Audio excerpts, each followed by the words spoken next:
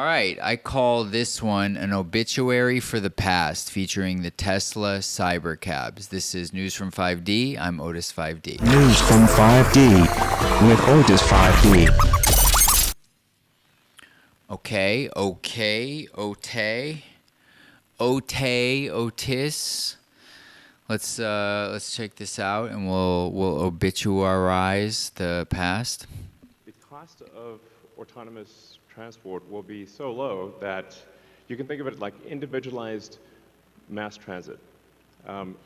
The average cost of a bus per mile for a city, not the ticket price because that is subsidized, but the average price is about $1 a mile.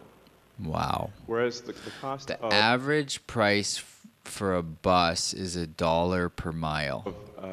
I assume that means per person. We think probably over time, the operating cost is probably going to be around 20 cents a mile.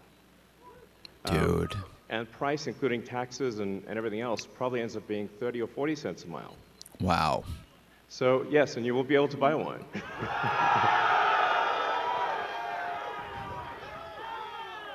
Yes, exactly. Dude. We are just leaving the past we expect in the the cost dust, to be below bro. $30,000.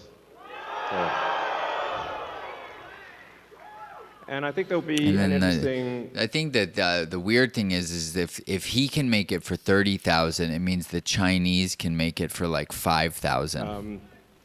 Business model where, like, let's say somebody is an, Uber or Lyft driver today, where they can actually sort of manage a fleet of cars, and sort of manage, 10, 20 cars, and just sort of, take care of them like a shepherd tends their flock.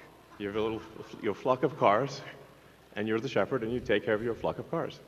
I think that'd be pretty... Bruh, you know how crazy that is? You know how Ardian is always talking about I'm sure a lot of you don't know that, but, this guy Ardian is always talking about the cyborg theocracy and how, like, the world we're going into is kind of like the machines as a god. And then we have, our leading technocrat saying that we're going to, like, tend to a flock of cyber cars like a shepherd tending to a flock of sheep. I don't know, bro. It's a little too on the nose for me. I really think that there's a fork coming in all of this that is deeply spiritual, like deeply.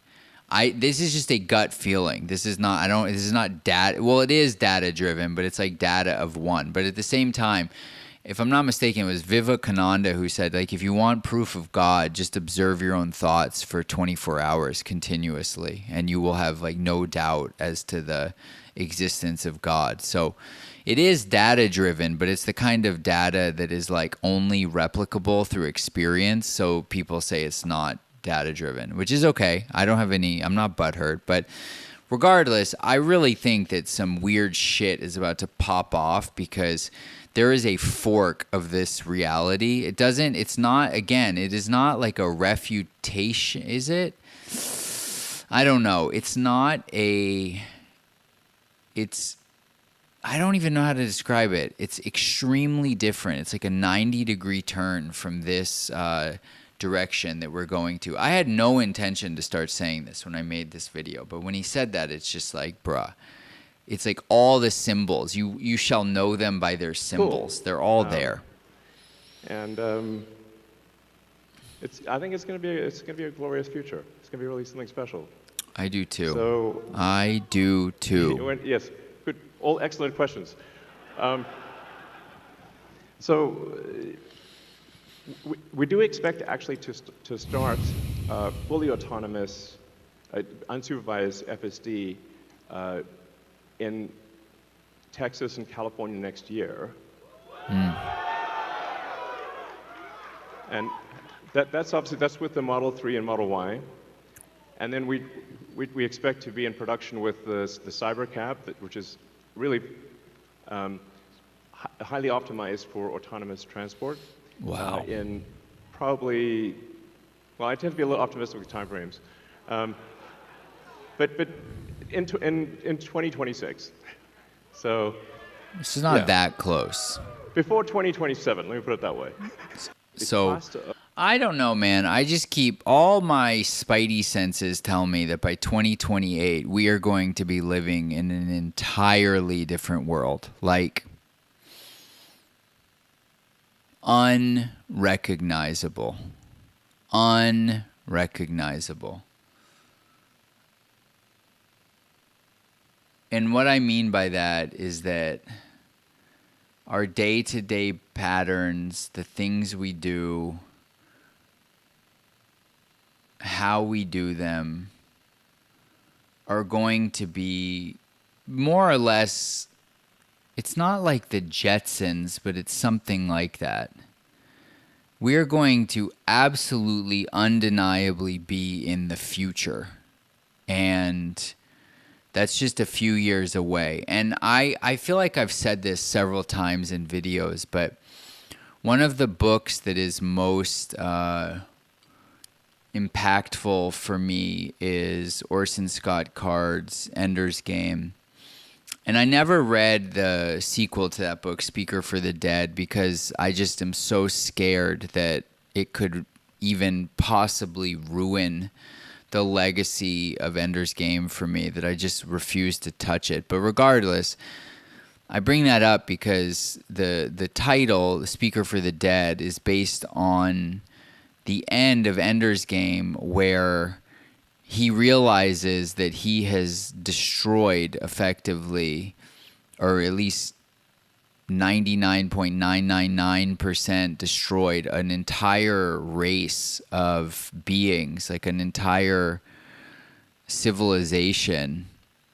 And he didn't know that they weren't evil. They just didn't know how to communicate with him, and so he unwittingly destroyed them. And he spends the rest of his life, like he's the king of the world, and then he spends the rest of his life telling their story as a speaker for the dead. And I feel like the world I grew up in, the civilization that I grew up in, from the time of the hunter-gatherer until now, is dead, effectively.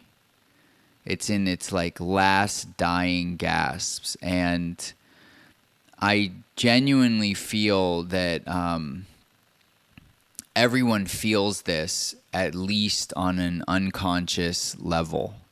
And that a lot of the sort of altitude sickness, so to speak, that just feels endemic on the planet has to do with that fact that so many people can feel that everything they thought they knew is more or less done and gone, and it ain't coming back. And what's coming is so alien. It's like it almost becomes irrelevant as to whether there are aliens, in the sense of extraterrestrials with these physical bodies that look, weird and, alien-like. It's all like E.T. It hardly matters, because the future that we're going into with robots and drones and machine intelligence, it may as well be aliens, And by the time we know for sure whether or not there are little green men, so to speak, the world will already be so alien that the presence of little green men will just be yet another alien feature of an alien world. And I think we will be thrust into it and adapt to it so rapidly that our heads will spin. And we had such a beautiful world. This world of the humans was such a beautiful world. And, if it's effectively over. And I can't really say if what comes next is more beautiful or more ugly. But what I can say is that it's alien. And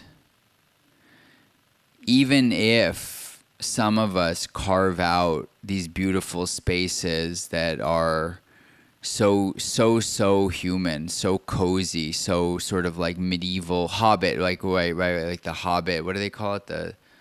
Why am I blanking on that? Doesn't matter. You guys all know what I mean. Like the Hobbit village, the Glen. What do they call it? It'll be a bit of a LARP because it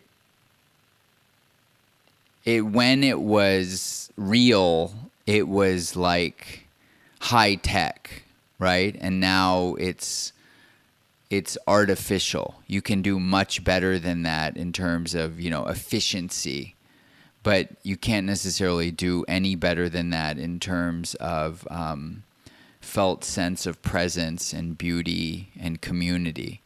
So I don't know. I genuinely don't know.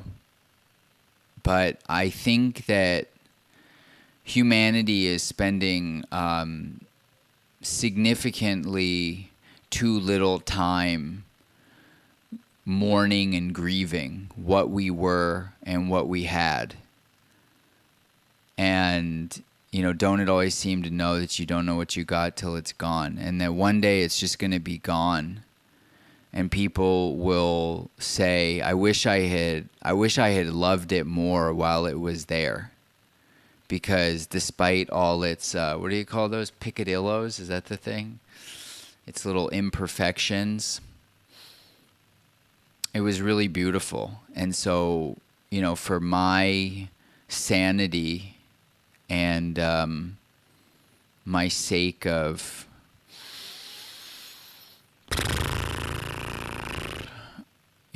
love of humanity, I for one am and will and want to and choose to take the time to really take in how beautiful this world we have right now is, so that when the time comes, when it disappears, I can at least feel, and I really encourage you to do this. I'm like dead fucking serious right now. I can just let it go because I know that I really loved it. And I think like once you truly, truly, truly love something, if it goes, what can never go is the love that you felt.